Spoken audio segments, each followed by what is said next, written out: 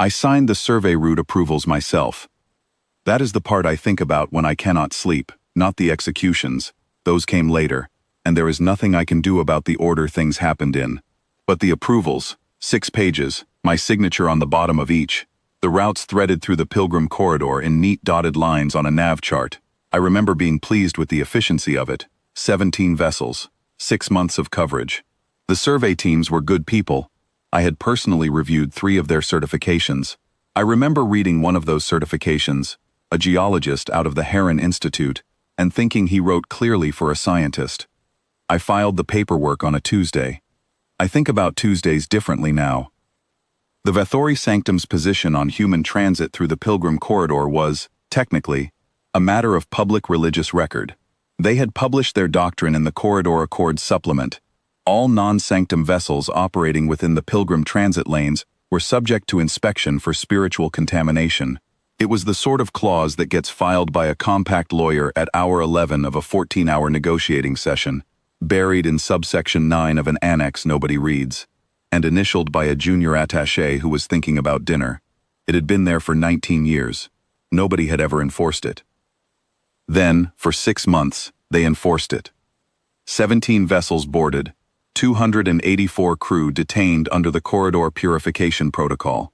The Sanctum's compliance teams were thorough. I will give them that. They documented everything. Each crew member received an intake assessment, a contamination classification, and a case number. The Sanctum kept excellent records. So did we. 31 of the 284 were selected for what the Sanctum's own broadcast frequency described as purification rites.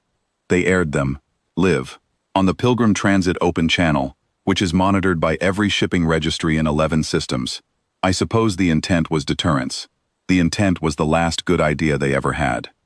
The remaining 253 were placed in stasis containment and parked in a standard orbital marker array above the Sanctum homeworld. A warning, the Sanctum's High Celebrant explained, in a formal diplomatic communiqué sent to Earth's Transit Authority on day 94 of the detention. Evidence of the corridor's sacred nature, a reminder to future transients. The communiqué ran to 11 pages. It cited religious scripture 4 times, and the Corridor Accord supplement twice. Someone had worked hard on it. Earth's Transit Authority forwarded the communiqué to my office. I read it on a Wednesday. I thought, someone in the Sanctum's diplomatic corps believed that sending this message was a good professional decision, and that person has been making professional decisions their entire career, and that person has never once been told they were wrong, and that is genuinely remarkable. Then I picked up my pen, and I authorized the Amber Doctrine. 920 warships, 17 columns, 1 for each vessel they boarded.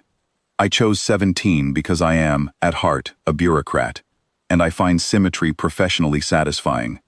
The columns formed in the reach over 11 days. We did not rush. The Sanctum's broadcast towers were still carrying religious programming when we transited the corridor. The same lanes, the same dotted lines from the approved chart. My navigation officer found that funny. He has a dark sense of humor. Most of us do by now. We arrived at the Sanctum homeworld at local pre-dawn. I did not plan that. The transit math just worked out that way. But I admit it had a certain quality to it. 920 warships materializing in the dark above a planet full of people who were, at that precise moment, sleeping. The Sanctum's orbital defense grid powered up in stages. I watched the activation sequence on the tactical display and thought it looked like a string of lights coming on in a house when someone hears a noise. They hailed us immediately. The High Celebrant himself, full ceremonial broadcast, which meant it was going out on every frequency the Sanctum operated, including the Pilgrim Transit Open Channel. I appreciated that. It saved us the setup time. I identified myself. I read Article 7 of the Traverse Compact into the record, the section concerning the seizure of human personnel under color of treaty authority. I read the names of the 31, all of them, in the order the Sanctum had aired their executions, because I had the timestamps, and I find it important to be precise. The High Celebrant attempted to speak 3 times during this. I did not stop reading. When I finished, I told him we would be dismantling the Sanctum's 19 broadcast towers in the order they had been used to transmit the purification protocol. We would be using the Sanctum's own frequencies to do it, and against each tower's final transmission, we would broadcast the names of the 284. The High Celebrant said, this was an act of spiritual desecration. I said I had noted his position for the record. The first tower came down at local dawn. The Sanctum's morning prayer broadcast cut mid-word and was replaced with names. I do not know what the morning prayer said. I have made a point of not learning. What came after it was, Soren Adric, survey geologist, INS Callaway's Path.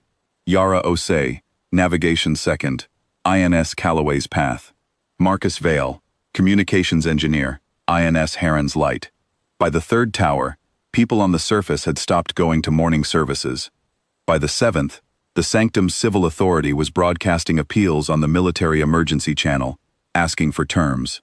I had my communications officer log each appeal and continue. The recovery teams were working the stasis array by then. The 253 came out of containment in good order, which is not nothing. The Sanctum's stasis technology was competent, which is the most charitable thing I will ever say about them. My medics reported 17 cases of disorientation, 4 of hypothermia, and 1 broken wrist suffered on the recovery transport ladder by a survey botanist who was so relieved to be awake that she forgot to watch her step. She was furious about the wrist. I heard her saying so from 3 compartments away. It made the medic bay sound, briefly, like a normal place. The survey teams had been in stasis for 6 months. From their perspective, no time at all. From ours, 6 months of paperwork and depositions, and a formal inquiry board, and 11 days of column assembly, and a transit through the corridor that nobody aboard any of the 17 columns spoke much during. 6 months is a long time to carry something. It turns out 9 hours is enough to put it down. The 10th tower went at mid-morning local time, the 15th at noon. By then, the Sanctum had stopped broadcasting appeals, and had started, I was told, convening emergency theological councils to determine whether our actions constituted a sacred event of some kind. My intelligence officer found this very funny. I did not find it funny. I found it, professionally, baffling. But I have been finding the Sanctum professionally baffling for the better part of a year, so I was accustomed to the sensation. The 19th tower came down at 12 minutes past local noon. I read the last names myself. The 31, again, at the end, because they were owed 2 readings, 1 to balance the Sanctum's broadcast, and 1 for the record. I read slowly. The Sanctum's frequency carried each name out across the Pilgrim corridor, into 11 systems, through every shipping registry and transit monitor that had watched the original broadcasts and said nothing, and filed it, and moved on. When I finished, I closed the channel. My navigation officer asked if I wanted to make a statement for the transit record. I thought about it. I thought about 6 pages of survey route approvals and a Tuesday morning, and dotted lines on a nav chart. I thought about a diplomatic communiqué that someone had genuinely believed was a good idea to send. I thought about a survey botanist swearing at a transport ladder because she was alive and her wrist hurt, and she was allowed to be angry about small things again. I told him to log it as Amber Doctrine, Corridor Purification Protocol, compliance confirmed, no outstanding items. He looked at me. I said, they kept good records. We kept better ones. That is all I have to say about it.